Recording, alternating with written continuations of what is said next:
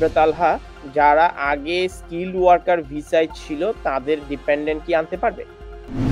পজিশনটা কি ছিল? অবভিয়াসলি যারা আগের ভিসাতে ছিল তাদের ক্ষেত্রে তেমন একটা সমস্যা হওয়ার কথা না। আপনার জবটা কোন জায়গায় রয়েছে সেটা হচ্ছে ইম্পর্টেন্ট। যারা অলরেডি এক্সিস্টিং ভিসায় আছেন, স্কিলড ওয়ার্কার ভিসায়, তাদের ক্ষেত্রে তারা আগের নিয়মে তাদের ডিপেন্ডেন্টকে আনতে পারবেন as long as skilled, highly skilled ভিসায় রয়েছে আপনার যে পজিশনটা। Stonebridge Legal Solutions Limited, your trusted immigration partner.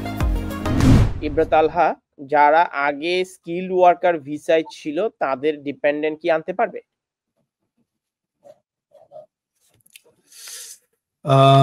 যারা স্কিলড ওয়ার্কার ভিসা আগে ছিল, এখানে আপনার দেখতে হবে আপনার পজিশনটা কি ছিল। অবভিয়াসলি যারা আগের ভিসাতে ছিল তাদের ক্ষেত্রে তেমন একটা সমস্যা হওয়ার কথা না।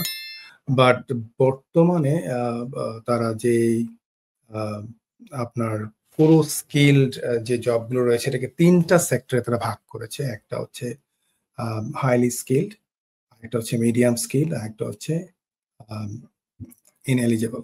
সো অবভিয়াসলি এখানে যেগুলো আপনার জবটা কোন জায়গায় রয়েছে সেটা হচ্ছে ইম্পর্টেন্ট। আর অবভিয়াসলি কেয়ার ভিসার ক্ষেত্রে আপনারা যদি 11th of March 2024 এর আগে এই কেয়ার ভিসা থেকে থাকেন তাহলে আপনাদের ক্ষেত্রে ডিপেন্ডেন্ট আনার ক্ষেত্রে কোনো সমস্যা থাকার কথা না।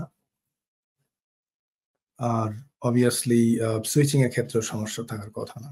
সো যারা অলরেডি এক্সিস্টিং ভিসায় আছেন, স্কিলড ওয়ার্কার ভিসায়, তাদের ক্ষেত্রে তারা আগের নিয়মে তাদের ডিপেন্ডেন্টকে আনতে পারবেন as long as skilled, highly skilled ভিসায় রয়েছে আপনার যে পজিশনটা। সো আপনি অবশ্যই এই সিদ্ধান্তটা নেওয়ার ক্ষেত্রে এটা একটু জটিল, একটু কমপ্লিকেটেড, বিকজ আপনাকে দেখতে হবে আপনি কোন ক্যাটাগরিতে আছেন, আপনি কি হাইলি স্কিলড ক্যাটাগরিতে আছেন কিনা, ওগুলি সবকিছু দেখে তারপর আপনাকে বিবেচনা করতে হবে যে আপনি আপনার ডিপেন্ডেন্ট আনতে পারবেন কি পারবেন না। বাট আগের নিয়মে থাকলে অবশ্যই পারার কথা। ধন্যবাদ আপনার প্রশ্নের জন্য।